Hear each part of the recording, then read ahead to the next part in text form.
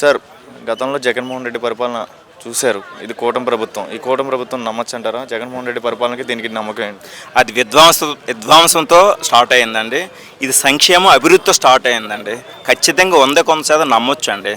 సంపదను సృష్టించిన వ్యక్తే పరిపాలించగలడు, అర్హుడు కూడా. అనుభవం గల వ్యక్తి చంద్రబాబు నాయుడు, అనుభవం లేని వ్యక్తి జగన్మోహన్ రెడ్డి. జగన్మోహన్ రెడ్డి మంచి పనులు చేశాను, సంక్షేమం అందించాను ప్రతి పేద కుటుంబానికి అంటున్నాడు కదా.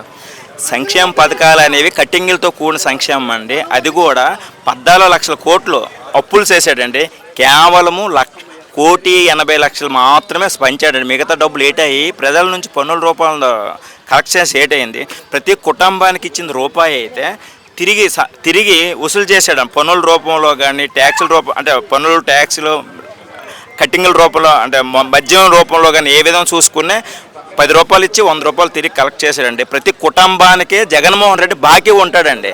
మీకు ఈ కూటమి ప్రభుత్వం చంద్రబాబు నాయుడు మరి ఉచిత బస్సులు, అన్నా క్యాంటీన్లు అంటున్నారు. మరి వీటికి మైనస్లు ఉండవా, ప్లస్లు ఉండవా? ఖచ్చితంగా ప్లస్లు ఉంటాయండి. కారణం ఏంటంటే ఖచ్చితంగా నమ్మకం ఉంది కాబట్టి ఈరోజు ఓటేశారండి. ఆయన కూడా పరిపాలించిన వెంటనే పథకాలు స్టార్ట్ చేయలేదండి. టైం ఇచ్చినది అంటే జనవరిలోన అమ్మఒడి ఇలాగుంది.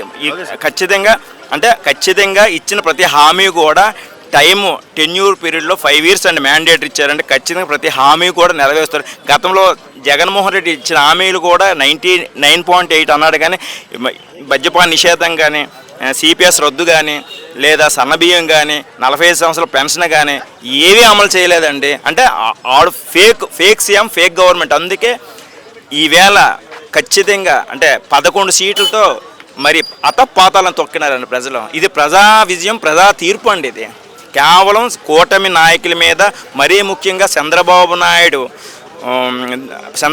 అనుభవం మీద, మరి యువ నాయకుడు, యువగల సారథి లోకేష్ బాబు మీద నమ్మకం కూడా ఈరోజు. దానికి తోడు పవన్ కళ్యాణ్ తోడయ్యాడండి. ఈ విజయం అనేది ఎవరు ఆపలేరండి. రానున్న ఎన్నికలు వచ్చినా సరే ఇలా కూటమి ప్రభుత్వం వెళ్తుందండి. అదేవిధంగా కేంద్ర ప్రభుత్వం అంటే స్టేట్ ఎంపీల ఆధారపడి ఉంది కాబట్టి అన్ని విధాల మనకి కేంద్ర ప్రభుత్వ సహకారంతో మునుముందు సంక్షేమ, అభివృద్ధి మరియు అంటే మంచి డెవలప్మెంట్ అన్ని రంగాలు జరుగుతుందని మా ఆశయం అండి, ఒక తెలుగుదేశం నాయకుడిగా.